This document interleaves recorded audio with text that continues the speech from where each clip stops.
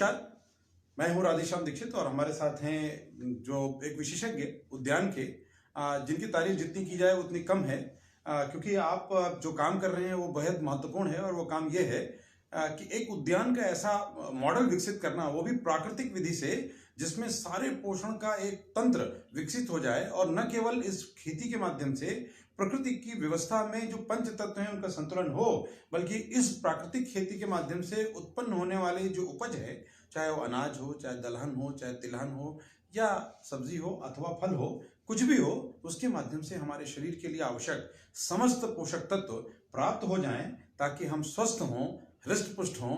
और चूंकि स्वास्थ्य एक बड़ा धन है, तो उस धन की बाजार में उपलब्धता नहीं है, बाजार में तो उसका दोहन है, उससे बचा कैसे जाए। तो डॉक्टर साहब का मैं स्वागत करता हूं। डॉक्टर धीरेन्द्र मिश्र, आप सरकारी सेवा में हैं और असरकारी काम कर रहे हैं, तो इसलिए आज हम इनके पास पहुंचे हैं राजभवन में। आप सुन रहे हैं रेडियो जय घोष 107.8 FM और मैं हूं आपका दोस्त राधेश्याम दीक्षित। तो चलिए वार्ता को शुरू करते हैं और ये विमर्श एक नतीजे के साथ संपन्न होगा।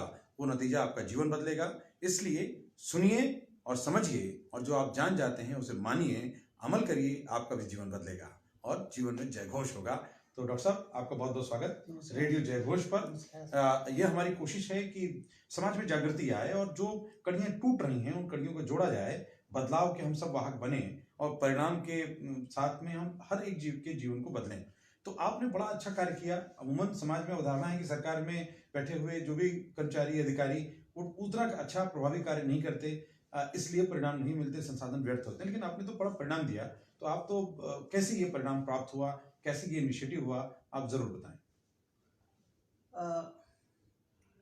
हमारे राजभवन में जो गृह वाटिका है, इसमें जो भी सब्जी या फल उत्पादित होते हैं वो सीधे तौर पर राजभवन की सेवा में उपयोग में लाए जाते हैं। जब सब्जी के उत्पादन में जब रासायनिक खादों और दवाइयों का जब अत्यधिक उपयोग हो जाता है, तो जो हमारा उत्पाद होता है वो विषाक्त हो जाता है। और हम कैसे अपने गृह वाटिका को विष मुक्त रखें, हमारा उत्पाद विष मुक्त हो, इसी उद्देश्य की प्राप्ति के लिए हमने प्राकृतिक खेती विधि को अपनाया। और पिछले 3 वर्षों से हम बखूबी सफलतापूर्वक कर रहे हैं। फलीभात कर रहे हैं और निश्चित रूप से हमारा उत्पाद जो है अच्छा है। आपका परिणाम तो हमने देख लिया और बहुत से वैज्ञानिक, बहुत से अधिकारी भी देख कर गए, उन्होंने प्रशंसा भी की है, आपको बहुत से पुरस्कार भी मिले। लेकिन जो एक समाज में समझ का संकट है, वो संकट ये है कि रासायनिक खेती से जो परिणाम आ रहे हैं वो प्राकृतिक खेती से नहीं आएंगे। उसके कुछ मूल कारण हैं। और हम जब काम कोई प्रयोग करते हैं अपने स्वास्थ्य को लेकर भी, कि योग से स्वास्थ्य अच्छा होता है, सबको पता है, लेकिन बहुत से लोग योग 2 बार करते हैं कि परिणाम नहीं आया, तो एक संकट है। तो आप अपने अनुभव से, चूंकि पहले आप एनपीके थ्योरी के आधार पर आपने अध्ययन किया, कार्य किया, उसके भी परिणाम आप जानते हैं, उसकी चुनौतियां भी आप जानते हैं, इसके परिणाम भी आपने प्राप्त किए, इसकी भी चुनौतियां जानते हैं, तो आप अच्छा विश्लेषण कर सकते हैं। तो थोड़ा बताएं कि इन दोनों के मूल जो विज्ञान है उसका क्या अंतर है और उन सारी आवश्यकताओं की पूर्ति कैसे होती है।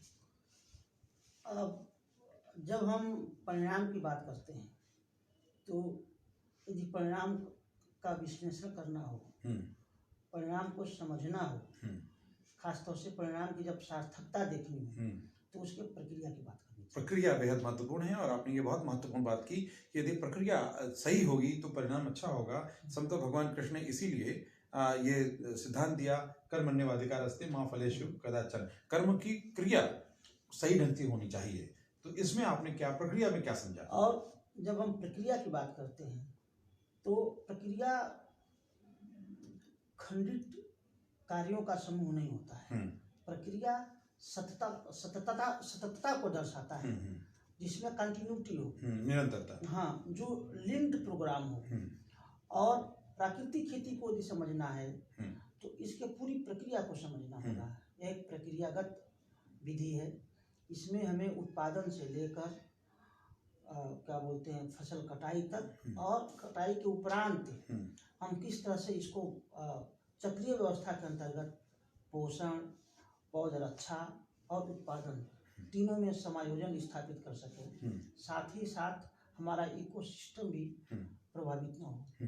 तो इस तरह से जब तक हम प्राकृतिक खेती को समझेंगे नहीं, तब तक हम वांछित परिणाम नहीं प्राप्त कर सकते। अब दूसरी बात ये आती है कि जैसे चूंकि ये राजभवन प्रथम नागरिक जो उत्तर प्रदेश के हैं, उनका ये उद्यान है और उस उद्यान को आपने परिणाम के रूप में प्राप्त किया है, जो कि बहुत से लोगों की प्रेरणा का केंद्र बनने वाला है या बन गया है। तो अब ये बताइए कि जो व्यवहारिक चुनौतियां क्या आई, क्योंकि बहुत से साथी जो रासायनिक खेती से प्राकृतिक खेती की तरफ आएंगे, स्वाभाविक है ये चुनौतियां उनको भी आएंगी। वो चुनौतियां कौन कौन सी आई और उनका समाधान कैसे किया और क्या परिणाम मिला? जब हम रासायनिक खादों का प्रयोग करते हैं तो उस प्रयोग में एक आशा छिपी रहती है कि हमें परिणाम तुरंत प्राप्त होगा। और जब हम प्राकृतिक खेती की बात करते हैं तो हमको मूल से प्रारंभ करना पड़ता है, मूल से लेकर अंत तक जाना पड़ता है। मतलब उत्पादन से लेकर फिर उसको पुनर्जीवित करना, उसको संरक्षित करना सब शामिल होता है। तो जब भी हम बीच में से चलेंगे, हम तुरंत परिणाम चाहेंगे, तो वो प्राकृतिक खेती में नहीं है। प्राकृतिक खेती के लिए हम पोषण के लिए क्या क्या हमारे पास टूल्स हैं, हमारे पौध रक्षा के लिए कौन कौन से टूल्स हैं, हम उनका तैयारी कब करें, उनका उपयोग कब करें, एक पूरा चक्रीय रूप में सोचना पड़ेगा। और सबसे बड़ी प्राकृतिक खेती में जो सबसे बड़ा चुनौती है कि जब तक हम अपने सोच को एक होलिस्टिक मतलब समन्वित रूप में, मतलब पूरा एक यूं कह लीजिए कि एकत्व रूप में जब तक नहीं सोचेंगे, हम प्राकृतिक खेती के जो वांछित परिणाम है नहीं प्राप्त होंगे। चूंकि आज के समय की मांग है कि जो भी हमारा उत्पाद है वो विष मुक्त हो, जहर मुक्त हो। तो जब हमें बड़ा लक्ष्य प्राप्त करना है, हमें पवित्र लक्ष्य प्राप्त करना है, तो मेरी प्रक्रिया भी उसी अनुरूप होनी चाहिए। वो पवित्रता, वो शुचिता, वो प्रयास। तो हमारे प्रक्रिया में वो शुचिता होनी चाहिए, हमारे प्रयास उस स्तर का होना चाहिए। हम प्रयास रासायनिक खादों को डालकर हम अपना प्रयास सिद्ध करें तो परिणाम हमारा जो है विष युक्त उत्पाद नहीं मिलेगा, बल्कि विष मुक्त उत्पाद नहीं मिलेगा, बल्कि विष युक्त उत्पाद मिलेगा। ये बहुत महत्वपूर्ण बात है। एक बड़ी बात होती है जो अभी मुझे लगता है किसानों को तक कम पहुंचती है, वो है पानी की कंडक्टिविटी और मिट्टी की कंडक्टिविटी। ये दोनों बहुत महत्वपूर्ण हैं पौधे की जड़ों के विकास के लिए। आपने अनुभव में क्या पाया? क्योंकि रासायनिक तत्वों की उपलब्धता होने से कंपोनेंट्स तो मिल जा रहे हैं उसको, लेकिन उसके लिए वातावरण नहीं मिलता, और वो वातावरण जरूरी है। वो ह्यूमस भी एक बहुत महत्वपूर्ण तत्व है, और हमारे खेतों में इसीलिए लगातार रासायनिक खेती करने के कारण जो कार्बन तत्व है उसकी मात्रा घट रही है, ह्यूमस कम हुआ है और व्यवहारिक चुनौतियां उसमें बढ़ी हैं। तो आपका अनुभव इसमें क्या मिला है प्राकृतिक खेती? देखिए, मिट्टी की भौतिक दशा को बनाए रखने के लिए ह्यूमस कंटेंट पर्याप्त होना चाहिए, और ह्यूमस कंटेंट की आपूर्ति के लिए आपको खाद डालना होगा, गोबर की खाद।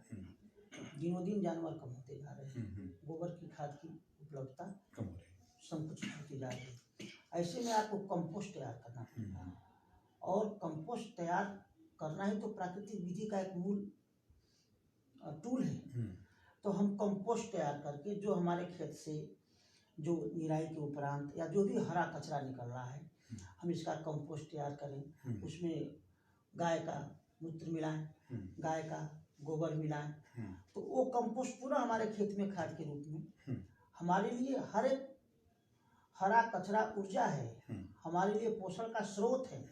बस प्रश्न यह है कि हम उसको कैसे पुनः अपने प्रयोग में ले आए, चक्र में। और उसका एक ही तरीका है कि उसको प्राकृतिक विधि से हम कंपोस्ट तैयार करें और पुनः अपने खेत में पोषण के रूप में उसका प्रयोग करें। वो न केवल हमारे पौधे को पोषण देगा, बल्कि जो नाना प्रकार की बीमारियां होती हैं, मैं आपको बताऊं, बीमारियों में दवाई क्यों दी जाती है?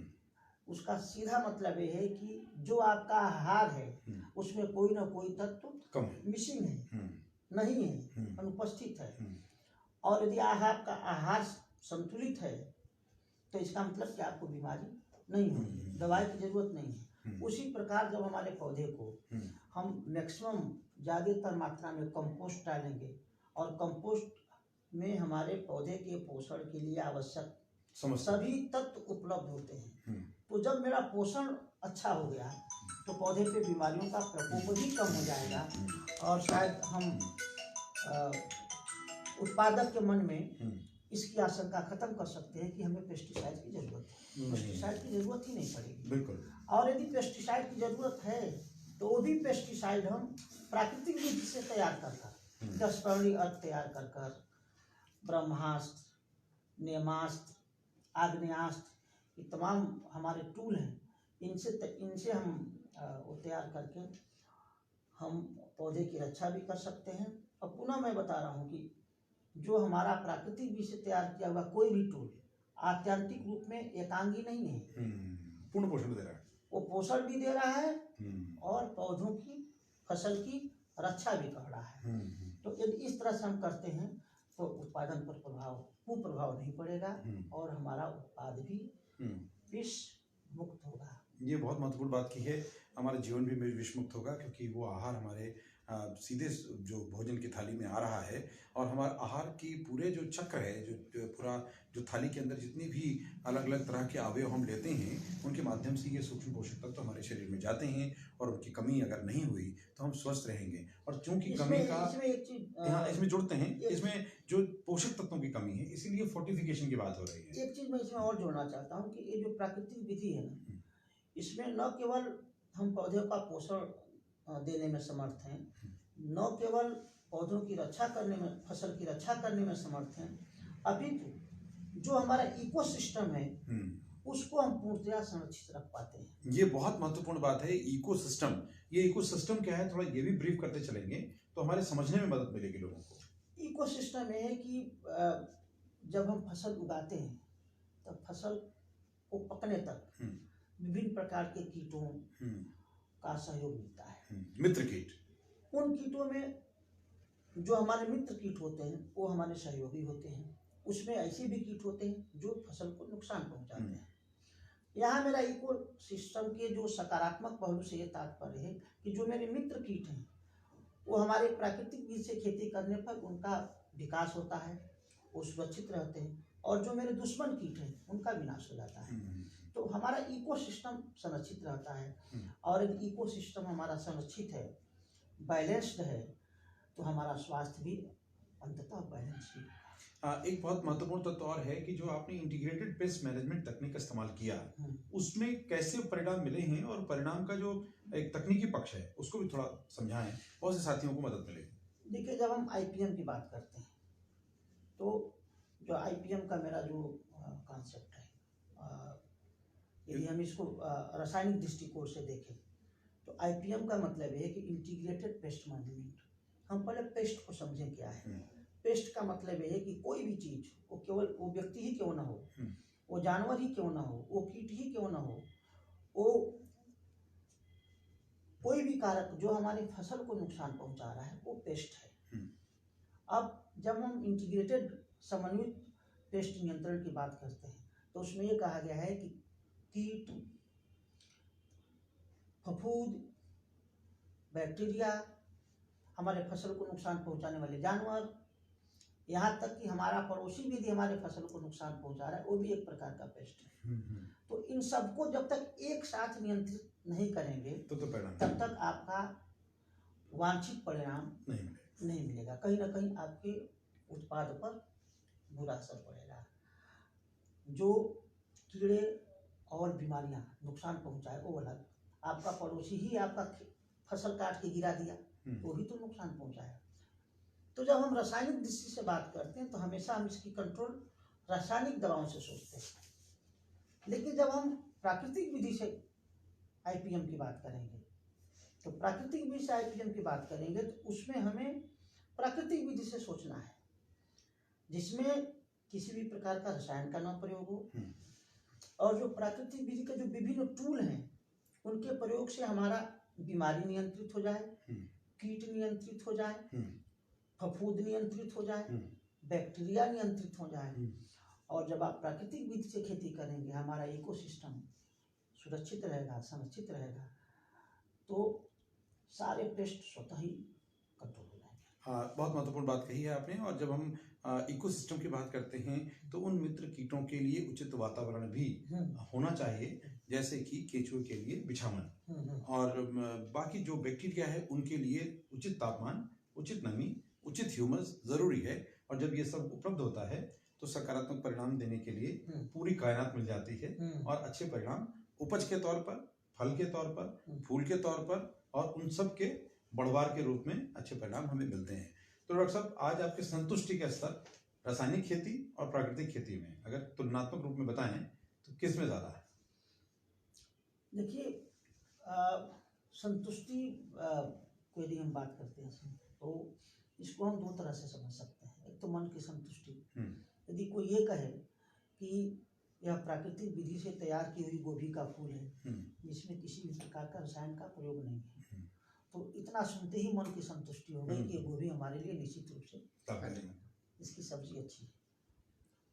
और यदि सचमुच वो गोभी प्राकृतिक विधि से ही तैयार की गई है जिसमें रासायनिक दवाओं का प्रयोग नहीं है, वो बैगन का फल जिस पर हमको लग रहा है कि मैक्सिमम रासायनिक दवाओं का प्रयोग होता है, बैगन के फल को 14 से 20 स्प्रे पड़ता है। हाँ, जो बैगन का फल वाकई में प्राकृतिक विधि से तैयार है, उसमें जो प्राकृतिक विधि के जो विभिन्न टूल है, 10 मांगड़ी वगैरह पड़ा है, प्रयोग हुआ है,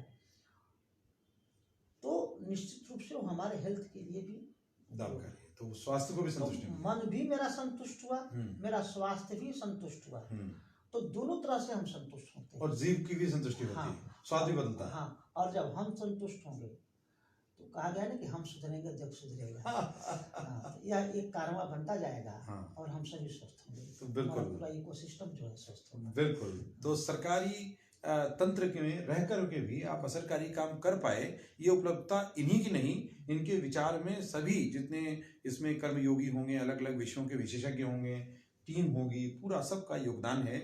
और ये योगदान ही अपेक्षित है, चाहे आप सरकारी हों, चाहे गैर सरकारी हों या असरकारी हों, तो आपके परिणाम समाज के लिए लाभकारी और परिवर्तनकारी होंगे। और ऐसे परिवर्तन में हम सब सहभागी हों, ऐसी कामना है।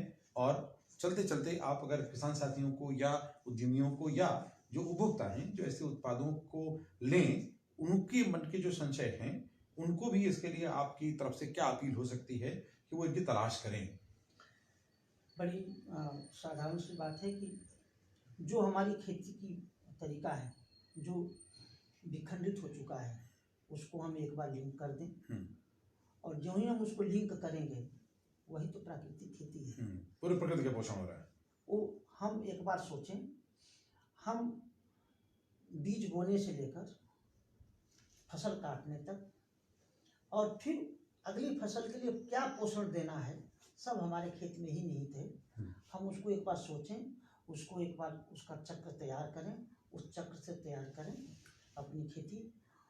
और इसी को यदि हम ऐसे कहें कि आइए प्राकृतिक बीज से खेती करें, हमारा इकोसिस्टम भी स्वस्थ बने, हम भी स्वस्थ बने, हमारे समाज का विकास हो। बिल्कुल ठीक बात है।